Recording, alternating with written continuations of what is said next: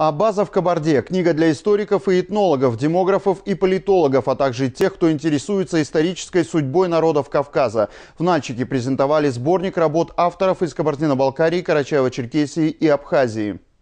Новое издание – это сборник ценных исторических документов и материалов из архивов Москвы, Санкт-Петербурга, Грузии, Осетии, Кабардино-Балкарии и Турции. Может быть, она не полностью не академически научная, но мы считаем, вот организаторы этого дела считают, что она будет ближе к народу и будет более понятной. По словам составителей сборника, это лишь попытка выяснить сложнейшие пласты истории и культуры родственных народов Кавказа. Помимо того, что книга станет источником новых знаний, она ценна для абазин как свидетельство сохранности исторической памяти, которую народ готов передавать дальше.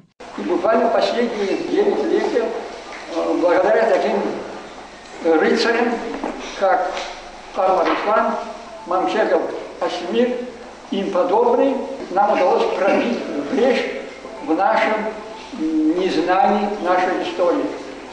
А так мы стали бы русланами, не помнящими родства.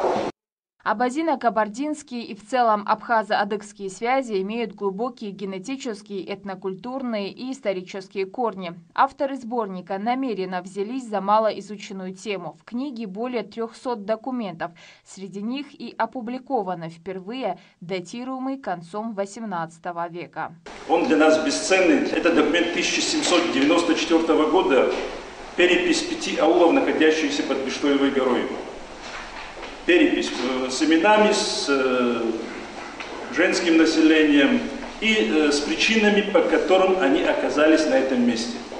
Это вклад в научное кавказоведение и подарок для любителей истории и этнографии. Содействие в создании сборника «Абаза в Кабарде» оказало международное объединение «Аллашара». Издали ее в Нальчике, а первую 100 экземпляров подарили участникам презентации.